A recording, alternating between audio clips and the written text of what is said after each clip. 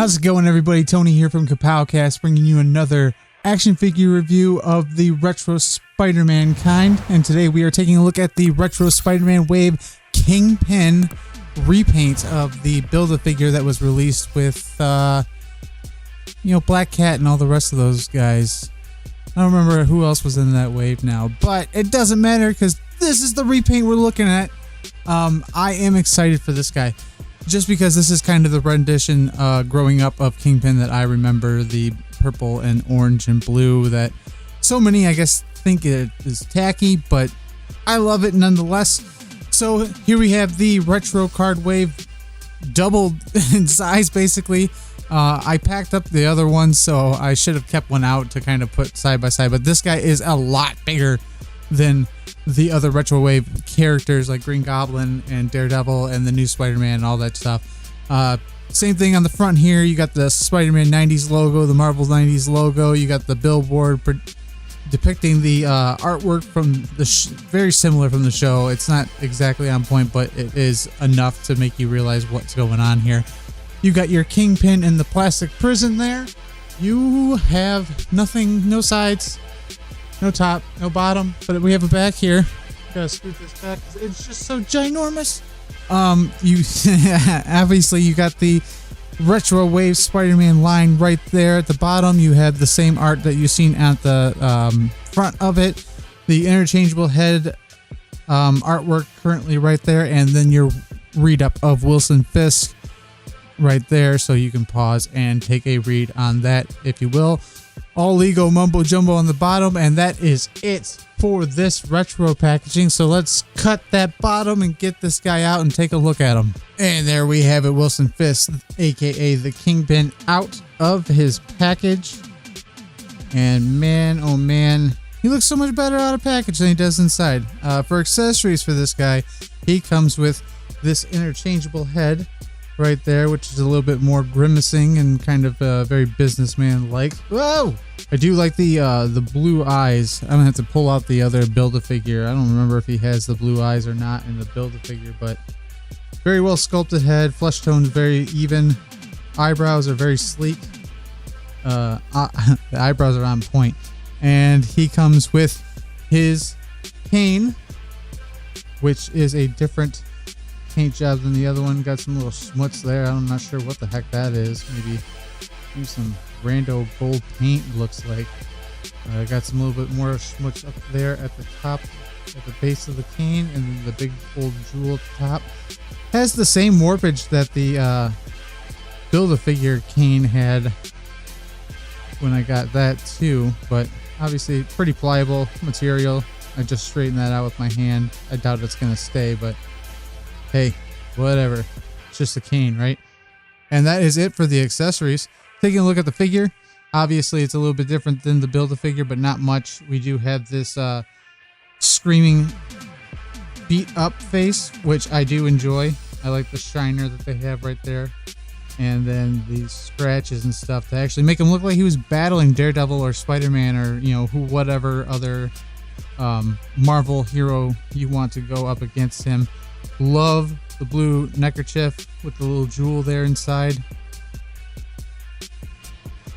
Very nice orange paint with black buttons and these purple pants. You know that a man wearing purple pants is all business. Is not afraid to get his hands dirty. Another thing I did notice that is a little bit different is that his ring on his hand is a little bit different than the Build-A-Figure is, and his hanky in his pocket is actually painted red. But I'm glad to see that there's no schmutz on the yellow, not the yellow jacket, the white jacket. White for me in general is a very fearful color. I don't wear white for the fear of the factor that it getting dirty. This is obviously a separate part from the arms, so if you wanted to pop the arms off and take it off, you could. He is wearing a white shirt underneath, so this could work out, other than the fact that the cuffs down here are black, which that's kind of weird. If it's a white shirt underneath, why are the cuffs black? Odd. I don't know, maybe it's his big boy undershirt peeking out from his dress shirt.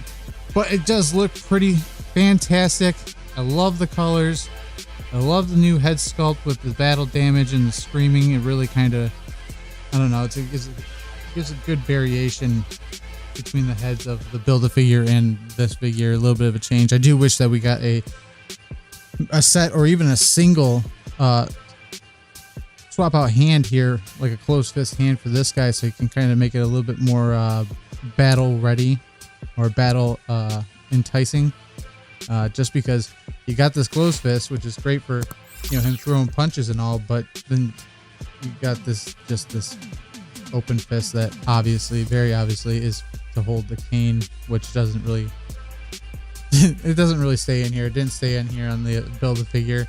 I actually have some sticky putty inside the hand of the Build-A-Figure to hold the cane down. But paint apps looking good. Black suede or black gator boots. I'm not sure if that is that gator print. I don't know. I'm not a shoe guy. I'm not a shoe head. Articulation for this guy is pretty simplistic. Head is on a swivel. You can look side to side. You can look up. You can look not down because that neckerchief keeping his neck real warm. Arms can go out that much. They can go all the way around. They do have a weird swivel at the elbow here, and then a bend, which is a single joint bend, and you got your wrist swivel and wrist hinges there. He does have a chest or upper abdomen cut here, so you can kind of get a little twist there. And then, oh, no, I thought he did, but that's the only mid-torso or torso articulation you got. There's that upper one. You got a upper thigh cut here on the leg. Knees also rotate and are a single hinge joint. So he doesn't got a lot of movement, very similar to kind of, I think it was Juggernaut that had the same thing. The ankles, they're on a hinge, but obviously very hindered to the back of the pants. And then you get just a small amount of the rocker going on there. So he's very hindered. His leg can only go up that much. He's a big boy. He can't move around that much. That's about to pop straight out of the joint if I push that back anymore. So that also twists up at the hip as well. So that is it for articulation. Not too much to write home about, but Kingpin being the Kingpin and being what he is, then you don't need much, man. The guy's intimidating as it is. So let's get some friends and foes in here and do some comparisons. All right, first comparison out of the back is the new Retro Wave Kingpin versus the Build-A-Figure Kingpin. As you can see, the two heads are similar. You get this one with the Build-A-Figure, but it's a little bit different. Eyebrows are a little bit like, these are more like kind of like a silver fox look, where this is a dyed black look, and obviously you got the beat up look here, but they are particularly the same head. There is no neckerchief on the Build-A-Figure, where this one has the neckerchief sculpted on there. Other than that, there's not too many differences between the two. Even had the same shoes, it seems like. And then I was wrong about the ring. I thought the ring was different, but the ring is pretty much the same on both of them. Yeah. So yeah, ring's about the same. Two different shades of red. Hankies are different colors. This one matches his purple tie right there, and then this one just kind of accents all the other rando colors. But there you go. Retro Wave Kingpin. Build-A-Figure Kingpin. Bada bing, bada boom. Now I have two Kingpins.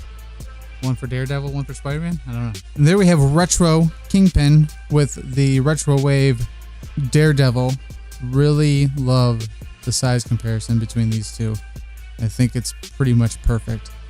Not to mention, best Daredevil ever. Then there's Retro Kingpin next to the new and improved, kind of, Retro Wave Spider-Man. And there we have Fist next to the Retro Wave Green Goblin. And there we have Fist next to the Retro Wave Electro. And there you have it. Retro Wave Kingpin. That's all she wrote. I am excited to have this because, like I said, it's the colors that basically I remember Kingpin having because I was the kid that watched Spider-Man instead of X-Men. Sorry, not sorry. But this is definitely the epitome of Kingpin for me.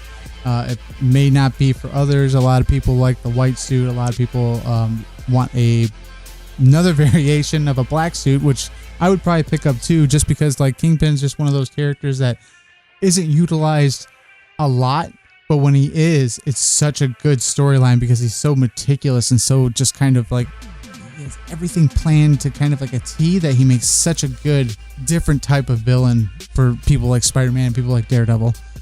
So yeah, if I would suggest, if this is up your alley, I would definitely get it, especially if you missed out on the Kingpin Build-A-Figure and now you're trying to hunt that down. Probably a little bit easier to find this instead of the Kingpin Build-A-Figure, but who knows? I'm not trying to hunt it, so I don't really know. If you like this review, make sure to hit that thumbs up button. If you haven't yet, consider subscribing to the channel and hitting that bell for notifications so that you're notified every time we drop new content here on this channel.